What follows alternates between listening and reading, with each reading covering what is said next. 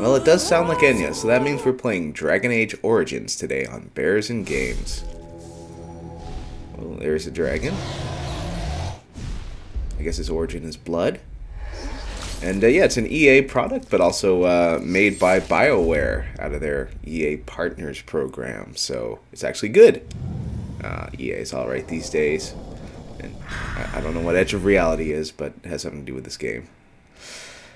So yeah, Dragon Age Origins just came out the end of 2009. This title screen looks oddly familiar. It's kind of orange with weapons staked into the ground. But I guess I'll never know what other game this could possibly remind me of. So we'll just have to move on. So yeah, Dragon Age Origins is a fantasy RPG set in a somewhat Lord of the Rings-like universe. Let's go real quick through the beginning here. There's some Canticle of Theridanes, which has a number like the Bible, so you know that it's a really thick backstory they got, which has to do with mages being bad, bringing some demons into the world. There's a big war. Hey, humans win, but bad guys are back, and bearded guy Duncan can tell, and he's a badass and stabs things. And you're there to help out, so you get to create your character. And as you can see, you can be one of two genders. They believe in a dichotomy of genders here, so let's go with male, of course, for the podcast. And if you want to make a bearish character, you're going to have to go with dwarf, really. I mean, the humans are okay. You can still put some decent facial hair on them. But if you want sort of a thicker guy, dwarves are the way to go, even if they are going to be, obviously, smaller people. And I'm going to go with a rogue here. And the origin story, each race has a different origin story. We're going to go with the noble origin story, which means that you are from a privileged background, and it'll actually create a different adventure for you for the first 4 hours. There's, you know, each of the 6 origins, since there's 2 different beginnings for each race, are pretty interesting. So let's look at some of these presets here. They all involve kind of stupid beards and interesting hairstyles. Or you kind of look like Darth Vader. But let's go with this one. This one's, I think, the best of the lot. I kind of like that olive skin tone, you know. Hair, well, I don't really like any of the hair choices.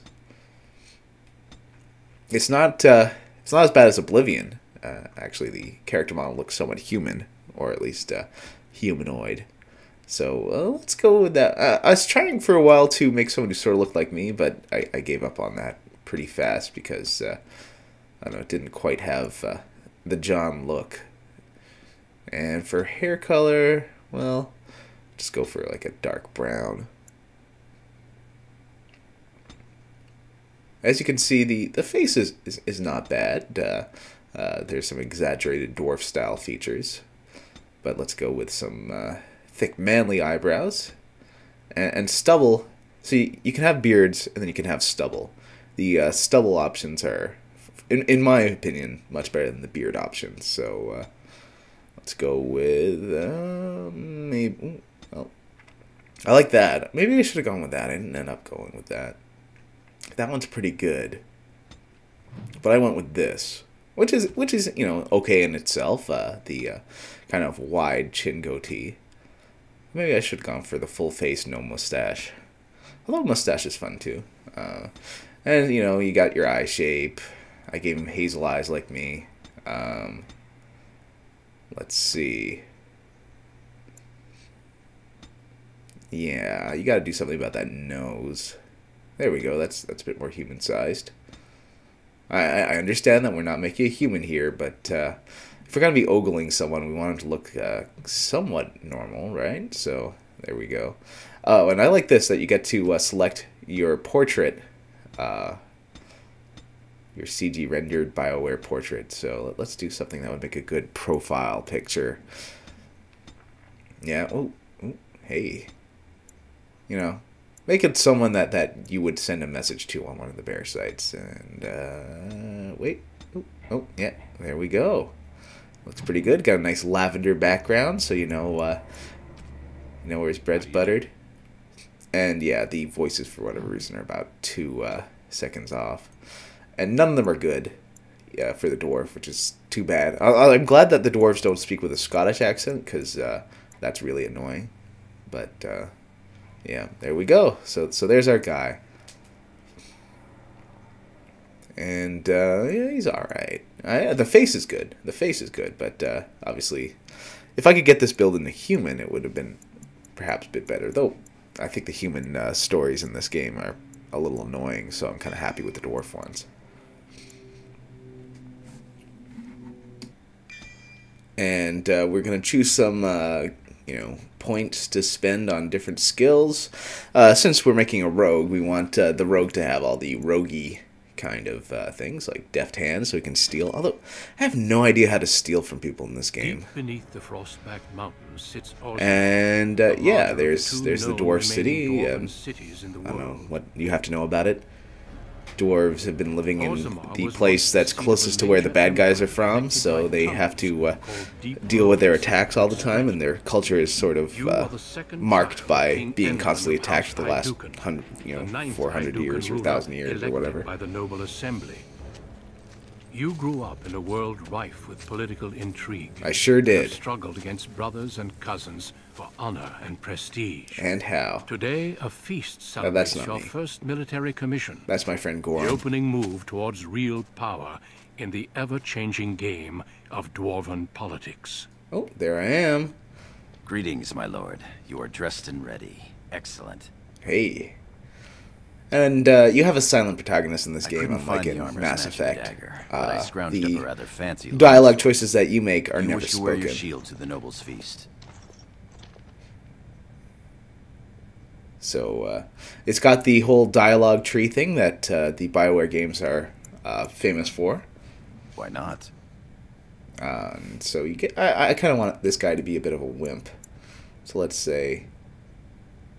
It chafes. Get used to it.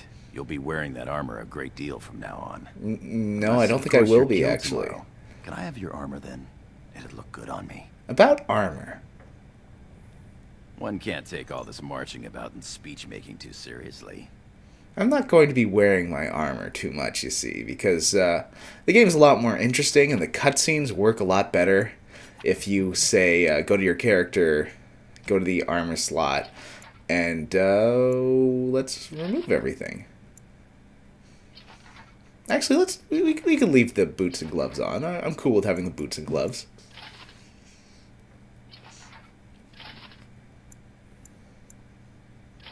There we go.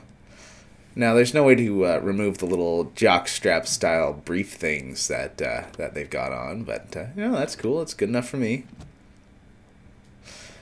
So yeah, though it will give you a penalty, you can always turn the difficulty down.